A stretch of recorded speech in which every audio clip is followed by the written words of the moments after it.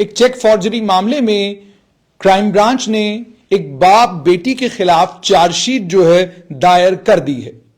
इन बाप बेटी के ऊपर यह इल्जाम है कि इन लोगों ने चेक फॉर्ज किया था, यानी चेक के अंदर बदलाव किया था। क्राइम ब्रांच कश्मीर ने आज ये चार्जशीट पेश की और एक स्टेटमेंट जो क्राइम ब्रांच ने जारी किया उसमें क्राइम ब्रांच ने कहा है कि इकोनॉमिक ऑफेंसेस विंग जो क्राइम ब्रांच कश्मीर की है, उन्होंने एफआईआर नंबर 10/2018 यानी 2018 में इस एफआईआर को लॉन्च किया गया। 420, 467, 468, 471, 120B आरपीसी ये एफआईआर लगाई गई। अब्दुल रशीद भट्ट और उनकी बेटी रिफत रशीद के खिलाफ हरी सिंह हाई स्ट्रीट श्रीनगर के रहने वाले हैं ये दोनों। 13th फाइनेंस कोर्ट के सामने आज ये चार्जशीट पेश की गई। इसमें यह कहा गया कि एक शिकायत जो है जम्मू कश्मीर बैंक के ब्रांच हेड ने branch unit Hari Singh high street Srinagar, उनकी तरफ से एक शिकायत आई जिसमें उन्होंने ये कहा कि एक नकली चेक जो है वो बैंक के मुलाजमों के सामने पेश किया गया और नकली चेक जब पेश किया गया, बैंक ने उस चेक में जितनी रकम थी उस रकम को जो है बैंक के खाते में इन दोनों लोगों के खाते में डाल दिया। जब बैंक को इस बात की जानकारी मिली उसके बाद बैंक ने फौरन जो है इस मामले में शिकायत दर्ज कराई और शिकायत दर्ज करने के बाद इस मामले में एक एफआईआर लॉन्च हुई और एफआईआर लॉन्च होने के बाद क्राइम ब्रांच कश्मीर ने इस मामले में पड़ताल की और आज इस मामले में चार्जशीट फाइल की गई है। पहले क्राइम ब्रांच में इकोनॉमिक ऑफेंसेस विंग नहीं होता था, लेकिन अब इकोनॉमिक ऑफेंसेस विंग है। उस इकोनॉमिक ऑफेंसेस विंग ने police station crime branch Kashmir में इस मामले में फौरन एफआईआर दर्ज कर दी। मामले की पड़ताल में ये क्राइम ब्रांच का क्लेम है कि उन्होंने इस बात को साबित किया है कि इन दोनों लोगों ने कुछ और लोगों के साथ मिलकर एक चेक के अंदर जो अमाउंट था अपने खातों में डलवाने में ये लोग कामयाब हुए हैं और उन्होंने कहा कि इसी के कारण इनके ऊपर सेक्शन 420, 460, 468, 471 और 120B की धाराएं लगाई गई हैं और चालान जो है वो आज 13th फाइनेंस श्रीनगर की कोर्ट में पेश किया गया है। बैंक फ्रॉड के इस मामले में चालान चार्जशीट आज पेश की गई है। अब ये बैंक फ्रॉड का एक मामला है। क्राइम ब्रांच के पास बावसूख जरायों से भी और क्राइम ब्रांच के अपने सूत्रों से भी उनके पास ये खबरें हैं कि जम्मू शहर में भी लोग नकली चेक बांटने का काम और बांटने का धंधा करते हैं। यानी आपसे लोग पैसे ले लेंगे किसी काम के एवज में कि मैं आपका फला काम करवा देता हूं और उस काम को करवाने के चक्कर में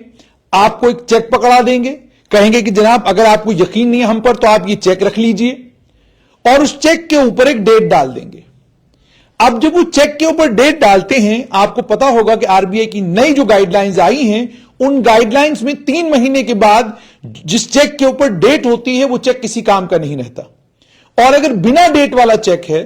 तो ठीक है, आपके पास एक चेक है, आप जब बैंक में जाएं अगर पैसा होगा तो आपको पैसा मिलेगा और अगर पैसा नहीं है तो चेक बाउंस होगा और चेक बाउंस भी एक संगीन जुर्म है। उस जुर्म में भी एक शख्स को लंबी चौड़ी सजा हो सकती है। अब इस समय जैसे मैंने आपको कहा कि यह जानकारी क्राइम ब्रांच के पास भी है कि कुछ लोग हैं जो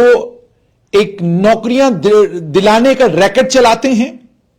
और इस रैकेट में वो जब वो मासूम लोगों को फंसाते हैं, उनको फंसाने के बाद वो उन्हें चेक दे देते हैं और कहते हैं कि जो कैश पैसा या जो सोना हमने आपसे लिया है उसके बदले में आप ये चेक रख लीजिए।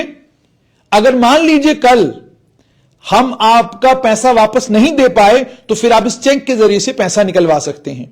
और जब वो शरीफ लोग बैंक में जाते हैं मालूम करने के लिए कि जिस खाते का ये बैंक है, जिस खाते का ये चेक है, क्या इसमें पैसे हैं, तो आपको जानकर हैरानी होगी, उनको यह पता चलता है कि इस खाते में तो पैसे ही नहीं है। चेक 6 लाख रुपए का होगा, खाते में 600 रुपए नहीं होंगे। चेक 5 लाख रुपए का होगा, खाते में 5 रुपए नहीं होंगे। यह सब कुछ जम्मू कश्मीर में हो रहा है और इस बात की जानकारी अब क्राइम ब्रांच जम्मू कश्मीर को मिल चुकी है। क्राइम ब्रांच ने इस मामले की पड़ताल के लिए और इन लोगों को धर दबोचने के लिए ऑलरेडी एक सिलसिला शुरू किया है और सिलसिला इस तरीके से शुरू किया है कि क्राइम ब्रांच अब उन तमाम लोगों को ढूंढ निकालेगा जो तमाम लोग इस तरह के फ्रॉड या इस तरह की बेईमानियां आम लोगों के साथ करते हैं। आम लोग परेशानी का शिकार होते हैं। आप और यह भी मैंने आपको बड़ी बार बताया कि सरकारी नौकरी का जहां तक ताल्लुक है, यह सिर्फ और सिर्फ आपको एसएसआरबी और पब्लिक सर्विस कमीशन में इम्तिहान में बैठकर नौकरियां मिलेंगी। Jammu Kashmir public service commission के अलावा जम्मू कश्मीर बैंक या अन्य अगर कोई भी इंस्टीट्यूशन अब मुलाजमत के लिए कहीं कोई मुलाजमत के लिए कोई वैकेंसीज एडवर्टाइज करता है, तो वो वैकेंसीज अब बाज़ाब्ता तौर पर वो तमाम वैकेंसीज इम्तिहान के जरिए, रिक्रूटमेंट के एक प्रोसेस के जरिए फिलअप होंगी और तभी जाकर आपको नौकरी मिलेगी। किसी के झांसे में ना आए, किसी की कहानी न सुने कि आपको किसी ने कहानी सुना दी कि जनाब आपकी नौकरी लगवा देंगे हम। किसी की कहानी सुनकर उसके झांसे में ना आए, क्योंकि एक तो आपका पैसा भी जाएगा और बाद में अक्सर लोगों की यह कोशिश रहती है कि हम क्राइम ब्रांच में या पुलिस के पास शिकायत दर्ज करने की बजाय किसी तरीके से उस शख्स से पैसा निकलवा लें। वो पैसा कभी निकलता नहीं। नतीजा ये निकलता है कि आपका पैसा भी जाता है, आपका वक्त भी जाया होता है और बाद में आपको थानों के और क्राइम ब्रांच के चक्कर लगाने पड़ते हैं। तो आज एक बाप बेटी को,